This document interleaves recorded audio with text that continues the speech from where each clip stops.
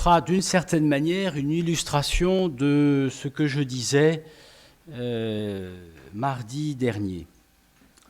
Nous irons donc de saint Thomas d'Aquin à Charles-René Billehard. Je vais vous montrer en quoi la tradition thomiste, sur ce point, est homogène à elle-même. Au XIIIe siècle, le culte des reliques est chose courante. Elle est admise et justifiée par l'Église, comme l'atteste déjà au IIe siècle leur vénération à propos des martyrs. Puis, à partir du IVe siècle, par ce qu'on peut appeler une théologie des reliques. Très tôt, cependant, dès le IIIe siècle, on met en garde contre le danger de superstition, ce qu'on appelle les pratiques superstitieuses, avant d'en dénoncer le commerce. Saint Thomas avait personnellement le culte des reliques. Il portait à son cou celle de sainte Agnès et n'hésitait pas à en faire un usage thérapeutique. Il y consacre même un article de la Somme de théologie, De observantia sacrorum verborum ad colum, où il affirme qu'il n'y a rien de moralement illicite à porter à son cou, il sait de quoi il parle, des reliques de saints pour être protégé ad suam protectionem, car c'est un témoignage de la confiance en Dieu, ex fiducia Dei, et dans ses saints. Cependant, reconnaît-il, il y aurait superstition à s'attacher à un ou des détails de la relique, comme par exemple sa forme, ou autre chose, dit-il, qui irait contre la révérence de Dieu, ad reverentiam Dei et sanctorum, et des saints. Ce serait alors un péché non directement contre la foi, mais contre la vertu de religion. Il convient en effet d'avoir à l'esprit que la religion est la vertu du culte par excellence, vertu acquise et infuse, dont l'acte principal est la dévotion, et l'acte extérieur, fondamental, est l'adoration en sa double expression de latrie et de duli. Il n'y a dans l'œuvre du docteur Commun qu'un seul endroit où il traite du culte des reliques, non dans la partie éthique, mais christologique de la Somme de théologie, ce qui, nous le verrons, est significatif. La référence christologique signifie que le culte des reliques des saints est fondé dans le triple mystère de l'incarnation, de la rédemption et de la résurrection. Notons aussi la place relative de la théologie des reliques chez saint Thomas. Parmi les sacramentaux, les reliques sont des signes secondaires, on dira mineurs. Saint Thomas met toute chose à sa place. Dans la Tertia Pars, à la question 25, saint Thomas, après avoir traité de l'adoration du Christ, ce qu'on appelle adoration de latrie, l'adoration proprement dite, soit en la divinité, soit en l'humanité, soit en ses représentations, dont la croix, l'adoration de la croix, aborde l'adoration de Marie, c'est-à-dire, très exactement, sa vénération, ce qu'on appelle l'adoration d'hyperdulie. Il vient ensuite à l'adoration, c'est-à-dire la vénération des reliques des saints. L'adoration est un acte cultuel, je viens de le dire, un acte extérieur de la vertu de religion. Si la dévotion est l'acte essentiel, le plus intérieur de la religion, le plus fondamental, l'adoration en est l'acte visible le plus significatif. Or, la vénération ou adoration des reliques des saints est un ensemble de gestes significatifs du culte rendu à Dieu via le saint. C'est qu'en christianisme, le corps des saints est objet de vénération. La sainteté de grâce est cette d'abord spirituelle, mais elle est aussi corporelle. Le corps est la manifestation visible de l'âme invisible. Il est promis à la résurrection pour la vie éternelle. Il participe donc à sa sainteté, à la sainteté de celui qui est vénéré comme saint. La relique corporelle est cette partie du saint qui, par sa visibilité, manifeste sa présence et sa puissance de sanctification. Toucher le corps du saint, vénérer sa relique, c'est corporellement et spirituellement être avec lui. Ce qu'il a été sur la terre, il le demeure par sa relique. Il est ainsi doublement présent au ciel en son âme glorifiée et sur la terre en son corps par sa relique, qui est comme le sacrement, c'est-à-dire ici le signe, de sa présence invisible. Comme tout sacrement, ou même comme tout sacramental, pour être plus exact, la relique est le signe tangible de la présence agissante du saint pour celui qui s'approche de lui avec foi et dévotion. Cette sacramentalité de la relique en fait donc, en termes modernes, plus qu'un objet sacré. C'est un signe de la sanctification que la prière et la présence intentionnelle du saint par ses reliques rendent possible et même désirable. Approcher la relique des saints, c'est désirer soi-même être saint. Le saint, par une partie de son corps, un reste, une reliquoie, est le signe actuel de la communion des saints, c'est-à-dire de la communion de l'Église du ciel et de la terre. On dira que la sacralité, en termes modernes, dont la relique est investie dans le culte, est le moyen d'une sanctification qu'elle ne procure pas par elle-même, mais dont elle est la cause matérielle et signalétique. Elle n'est pas investie d'un pouvoir intrinsèquement surnaturel, sanctifiant, mais elle est le signe indicatif d'une présence sanctifiante, d'une action du Christ et de l'Église par la médiation du saint dans sa relique et par sa relique. Cette présence et cette action peuvent prendre éventuellement la forme d'un miracle. Le lien entre une relique et un miracle, moyennant la foi, n'est pas la raison du culte des reliques. C'est un lien purement occasionnel. La causalité éventuelle, on dit en scolastique per accidens, de la relique, c'est la causalité du saint prié et vénéré en ces reliques. La relique n'est pas ordonnée au miracle, elle peut en être le moyen occasionnel. Elle est d'abord un sacramental qui éveille, suscite la foi et la dévotion, ce qui est principal, rappelle toujours saint Thomas.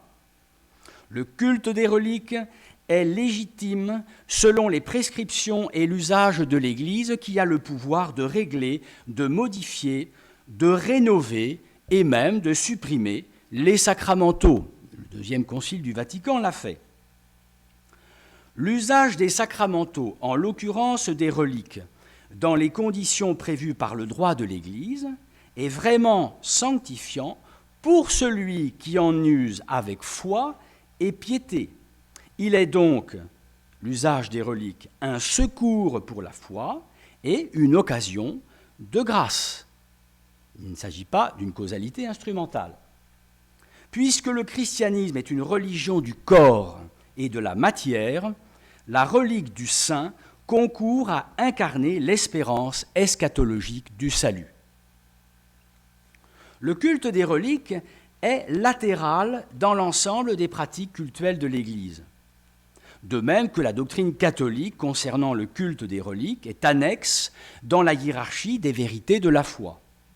Il n'est pas de foi divine qu'il faille vénérer les reliques, mais la religion dans laquelle la foi s'incarne et s'exprime prend la forme concrète de la vénération des reliques à cause de la virtus sanctificationis dont le corps du saint est le vecteur.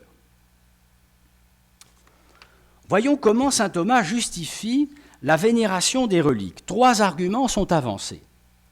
Premièrement, de même que l'amour d'un être cher nous fait conserver quelque chose de lui, de même de nos amis les saints, nous conservons le souvenir vivant et quelque chose d'eux, un reste.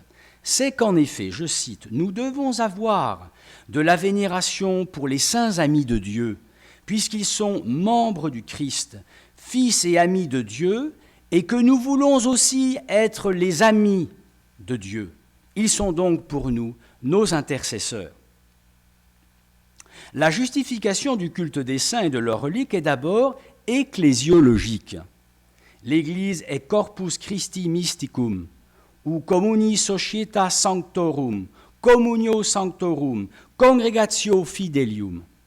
Cette communion ecclésiale existe dans le temps et au-delà du temps, selon les trois états contemporains qui s'interpénètrent invisiblement. L'Église de la terre, dite militante, Ecclesia militans, gouvernée par le successeur de Pierre. L'Église du purgatoire, dite souffrante, et l'Église de la gloire, dite triomphante, Ecclesia triumphans. Fondée dans la charité, cette communion de grâce et de gloire est ascendante, de la terre vers le ciel, et descendante, horizontale et verticale. En elle, les saints, qui sont comprehensores, sont la meilleure part. C'est pourquoi ces amis de Dieu ont un pouvoir dérivé du Christ qui les place comme des intercesseurs auprès des membres viatores, c'est-à-dire nous-mêmes sur la terre. Les saints sont ces membres de l'Église parvenus au terme, à la béatitude éternelle, sur laquelle l'Église de la terre s'appuie.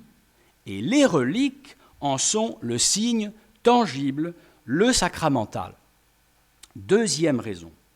Les restes corporels des saints sont d'autant plus dignes de la vénération des pèlerins sur la terre que la sainteté de l'âme des amis de Dieu a fait la sainteté de leur corps, qui est un temple de l'esprit, son organe, si vous voulez, un instrument de diffusion de la sainteté, comme le sont premièrement et avant tout les sacrements.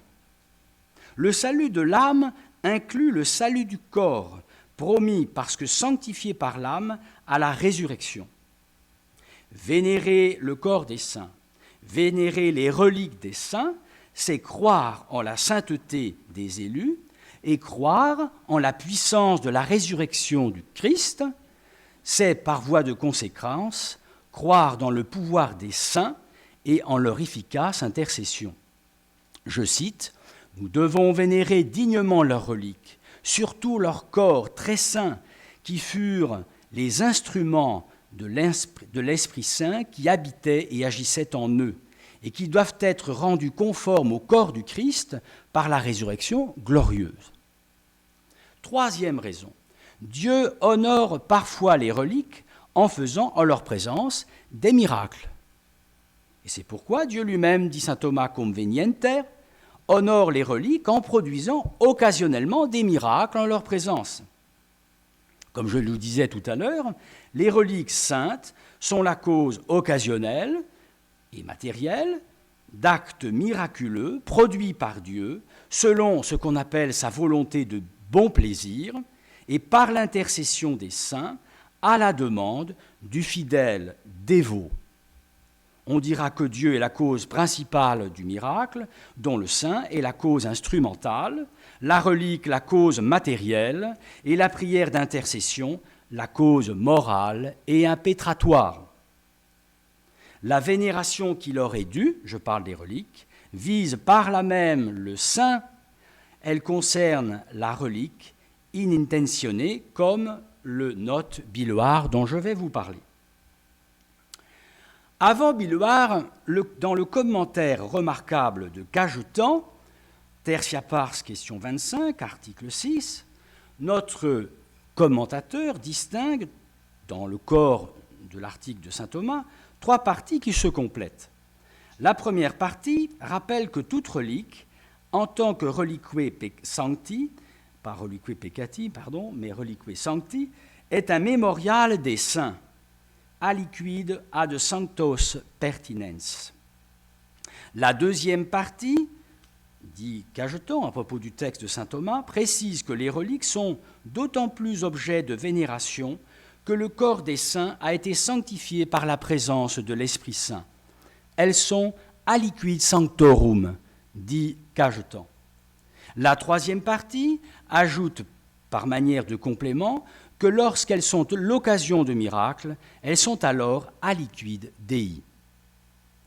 Il y a 3 titres de vénération selon qu'elles se rapportent au Saint, au Christ et à Dieu. Or, toute relique doit être rapportée au Saint, au Christ et à Dieu. Aliquid Sancti, aliquid Sanctorum, aliquid Dei. Dans le culte des reliques, on passe insensiblement et dans un même mouvement du culte des saints que l'on vénère, au culte du Christ que l'on adore, au culte de Dieu qui est la cause principale de toute sainteté et de toute sanctification. Après Cajetan, il faut attendre un autre dominicain français, Charles-René Billeuard, 1685-1757, pour trouver une formalisation très achevée, à mon sens, de la théologie du culte des reliques. Billeuard n'est pas toujours brillant, mais là, il est très bon. Dans son Tractatus de Incarnatione, à la dissertation 23, intitulé « De l'adoration du Christ et du culte des images », il en vient à l'article 4 au culte des reliques, sous le titre « De cultu crucis et reliquarum ». À la fin de l'article 3, il avait noté comme cachetant que, primo, les reliques sont saintes à cause de leur relation au corps des saints, dont elles sont une partie, et un mémorial. Secundo, elles sont saintes à cause de la personne du saint à qui s'adresse prochainement le culte. Vénérer une relique, c'est vénérer le saint. Tertio, elles sont saintes et sanctifiantes dans la mesure où Dieu s'en sert, est en cause de toute sainteté. Billeuard place ce culte des reliques à l'intérieur du culte des saints. La dimension ecclésiale est fondamentale. C'est pourquoi le culte de Dully admet 2 degrés distincts, inséparables et hiérarchisés. Toujours selon Billeuard. Le culte du saint est absolu en son ordre, fondé dans la communion sanctorum, nous prions les saints, avec ou sans reliques, et le culte des reliques qui s'y rapportent, lui, est relatif et n'est sanctifiant que dans cette mesure. Ainsi, tout risque, normalement, de fétichisme ou de superstition doit être conjuré. La relique forme avec le saint un objet total, elle constitue avec lui un seul terme de vénération. La relique ne peut pas arrêter à elle-même la considération pieuse du fidèle ou alors ses superstitions. La relique est un signe sacré, un signe secondaire de la sainteté. Mais nous avons, nous, les hommes, besoin de ces signes secondaires de sainteté. L'acte religieux s'adresse in recto au saint et à la relique in obliquo. Pour Billeuard, la vénération de la relique, objet du culte de Dully, est de même nature que la vénération du saint, mais elle lui est inférieure, tout comme la dignité de la relique l'est par rapport à la dignité du saint. Billeuard écrit « L'acte de dévotion qui englobe la relique dans le culte du saint est un acte de Dully materialitaire tantum seu specificative ». Si on considère la relique en elle-même, en tant qu'objet sacré, j'utilise un vocabulaire moderne, comme signe de la sainteté et comme cause de sanctification, elle est sainte, d'une sainteté objective, qui ne lui est pas extrinsèque. C'est pourquoi nous avons le pouvoir et même le devoir d'honorer les reliques des saints pour ce qu'elles sont en leur ordre relatif aux saints. Il ne faut pas leur donner plus de valeur, ou alors on est superstitieux. Mais, dit Billeuard, il est recommandé à tout chrétien de vénérer les reliques des saints. Ne pas vénérer du tout les reliques des saints est un signe d'un manque de religion. Conclusion. Dans le culte des reliques, il y a donc 2 aspects indissociables, subordonnés l'un à l'autre. L'honneur dû à la relique, à sa sainteté objective, en son degré de participation à la sainteté ontologique que possèdent les sacramentaux, et l'honneur dû au saint, qu'elle représente, la relique, qu'elle signifie, qu'elle indique, auquel elle renvoie en sa nature même de relique. Ce culte tient toute son efficacité de l'Église, ex opere operantis, ecclésiae. car c'est l'Église qui a le pouvoir de faire et de défaire les sacramentaux. Le culte des reliques est l'expression de la religion du peuple des fidèles, dit saint Thomas, populum fidei, du peuple de Dieu, de la religion populaire, au sens le plus vrai et le plus chrétien de cette expression, de la foi en la médiation concrète des saints. Je vous remercie.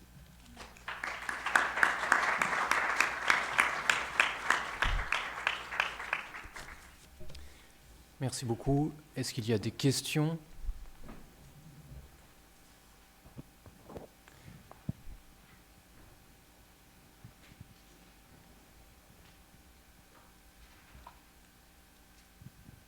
Merci beaucoup, mon père, pour cet exposé. Je rappelle, mais ça tout le monde le sait ici, sans doute, un petit passage, vous savez, dans Guillaume de Tocco, où il est dit que Thomas d'Aquin, n'est-ce pas, était allé en excursion, en pèlerinage, on peut dire, avec ses étudiants à Saint-Denis pour vénérer les reliques. Bon, cette petite anecdote sert surtout à introduire le dialogue qui suit, qui est un exemplum entre saint Thomas et ses étudiants. Enfin, on a un cas précis aussi de vénération des reliques par saint Thomas. Mais ce que je voulais surtout vous demander, est-ce que Thomas, quelque part dans son œuvre, cite nommément des saints? Alors je ne parle pas, évidemment, il doit citer Augustin, Jérôme, etc., quand il cite des textes, où il parle aussi de la Vierge, mais d'autres saints dans la perspective d'un culte. Est-ce qu'il donne des exemples? Oui, pas beaucoup. Pas beaucoup. J'ai regardé dans le Corpus Thomisticum, on trouve 17 fois. Alors il y a Sainte Agnès, comme il la vénérait, il la cite, mais pas tant que ça, 3 fois. Et puis, il cite des saints, alors il y a même des saints que je ne connaissais pas. J'aurais pu vous dire lesquels. Mais disons que par rapport à la proportion, c'est vrai, c'est pas beaucoup. Hein. Mais quand même 17 fois.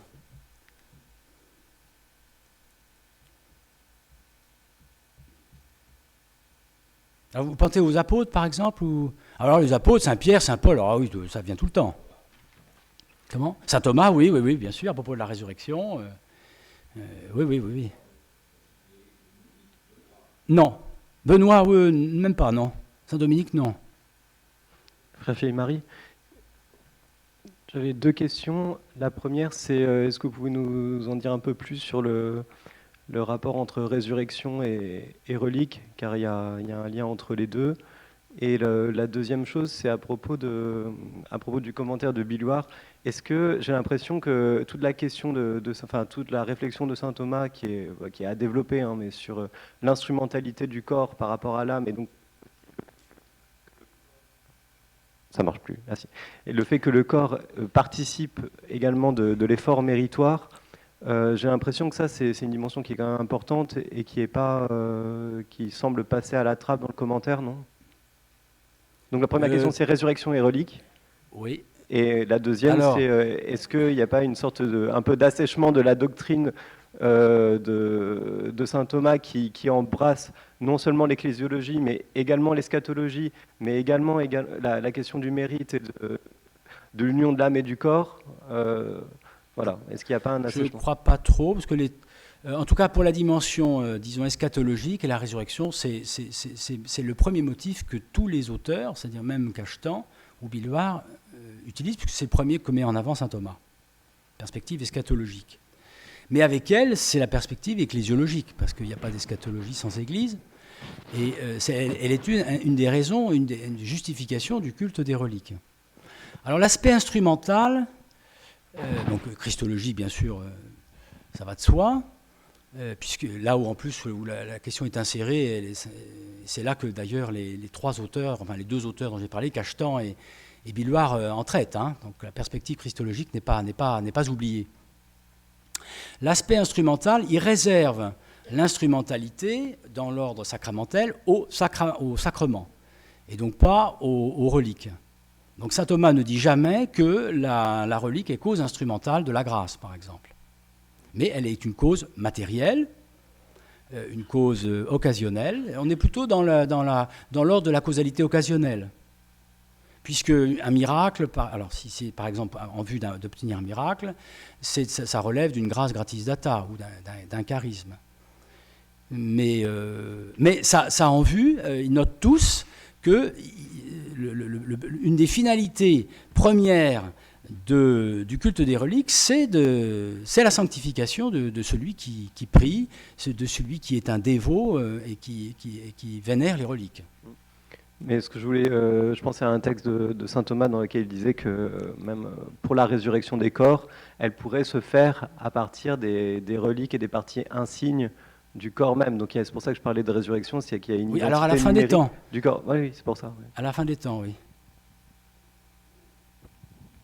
Mais il ne traite pas, si vous voulez, saint Thomas ne dit pas ne parle pas des reliques ici-bas, tant que nous ne sommes pas arrivés à la fin des temps, comme une cause instrumentale. Ou alors le mot instrumental, il faut voir que chez saint Thomas, vous savez, il y a une instrumentalité au sens strict, et puis une instrumentalité au sens large.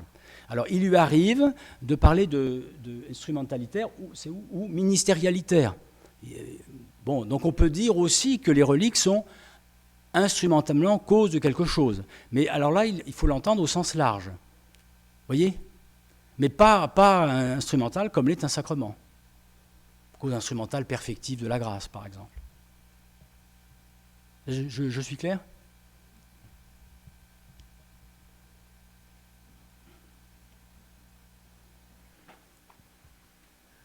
Merci.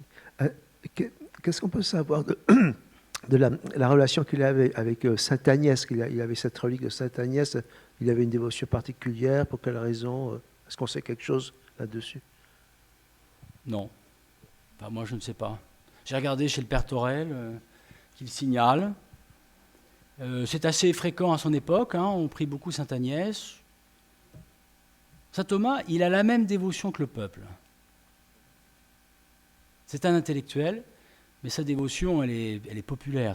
Il prie comme les gens de son temps. Alors comme Sainte Agnès est invoquée pour toutes sortes de raisons, notamment de protection contre telle maladie, même la foudre, ou des choses comme ça, il le fait. Je ne crois pas que ça lui est pas propre. Hein.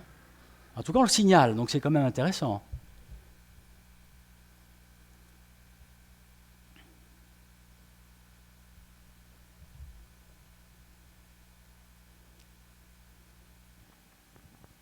Merci pour l'exposé. Jusqu'à quel point cette conception des reliques est liée à l'illémorphisme? Parce que ça suppose quand même que l'individualisation se fasse par la matière, ça semble quand même très lié à une métaphysique qui est illémorphiste. Ah oui. Ah oui, bien sûr. Oui. Alors, c'est pas ce qu'il dit mais il faut aller se reporter. Oui, bien sûr. C'est-à-dire que sa théorie des signes, parce qu'en fait, ça fait partie d'une théorie des signes, la question des reliques, est articulée avec l'idémorphisme. Oui. Je ne sais pas si vous êtes d'accord. Si, bien sûr. Si. Mais comme le corps est instrument de l'âme, il ne dira pas que la relique, le reste, est un instrument de l'âme du défunt. Mais là où est présente la relique, là est présent le saint, à partir du moment où on le prie avec foi et dévotion.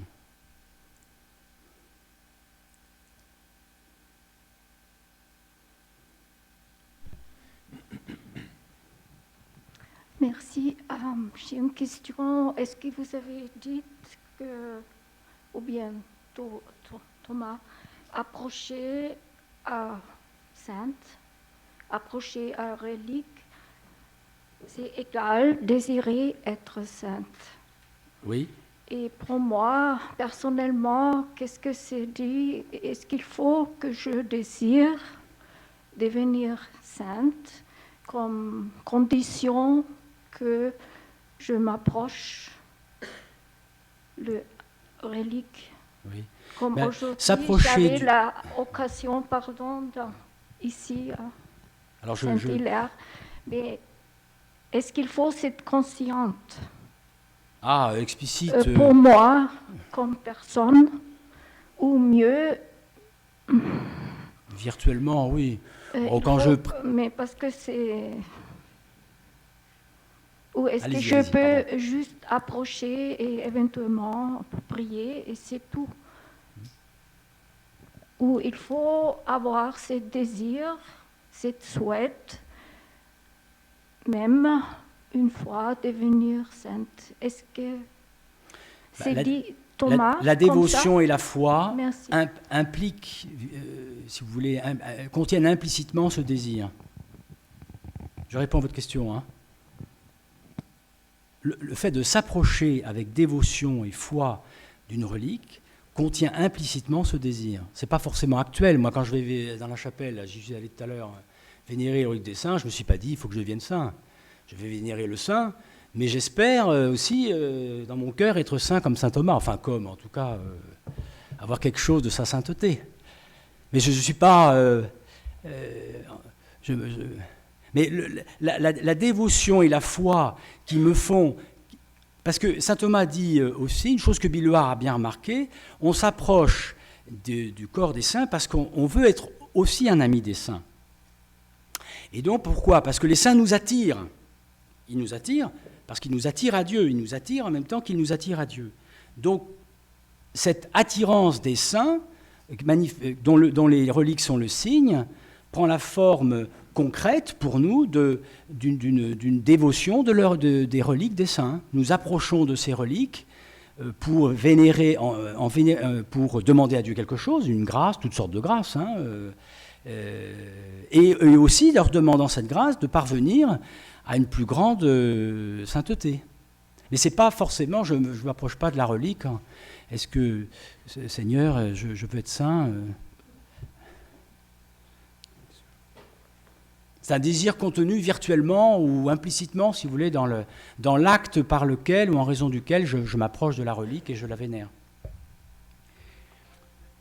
Merci encore. Ma question porte sur comment définir la relique. Évidemment, si on a les restes du corps du sang, on est en contact avec, ou les habits de la personne, ou un livre, ou quelque chose comme ça. Mais ça va jusqu'à quel point qu'on puisse appeler un objet. Et l'exemple que j'aimerais donner, c'est que nous sommes à côté à la maison de fondation de Saint-Dominique. Et pour moi, ça aura plus d'importance qu'un petit morceau de son habit. Mais est-ce possible d'appeler la maison une relique ou quel est le vocabulaire ? Alors, saint Thomas, quand il parle des reliques, c'est toujours les reliques, une partie du corps d'un saint. C'est pas autre chose. Plus tard, on va diversifier les formes de reliques. Alors, vous savez qu'il y a toutes sortes ça paraîtra dans le texte écrit. Il y a toutes sortes il y a une critériologie des reliques qui est postérieure à saint Thomas. Alors, ça va, en effet, ça peut aller jusqu'à la chambre de saint Dominique. Alors c'est vraiment lointain, si vous voulez. Mais pour lui, la relique, il faut que ce soit une partie du corps du saint. Parce que ça a été le corps sanctifié dans la vie du saint. Le reste nous rappelle quelque chose, mais il ne fait pas la théologie, il ne dit pas... C'est plus tard... Alors Billuart a des choses là-dessus, mais enfin je me suis tenu à ce qu'il disait uniquement de saint Thomas. Les reliques de contact, vous savez, toutes ces choses-là. Là. Oui. Dernière question.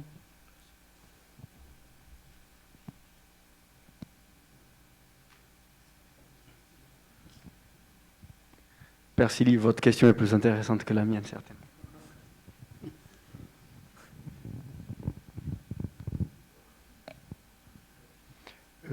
Est-ce que tu as remarqué, ou est-ce que Billuart peut-être répondait déjà à des critiques des Lumières, ou est-ce que c'est simplement un développement de la théologie donc de saint Thomas, parce que c'est vrai que Cachetan, quand même, lui doit peut-être aussi répondre à des critiques protestantes.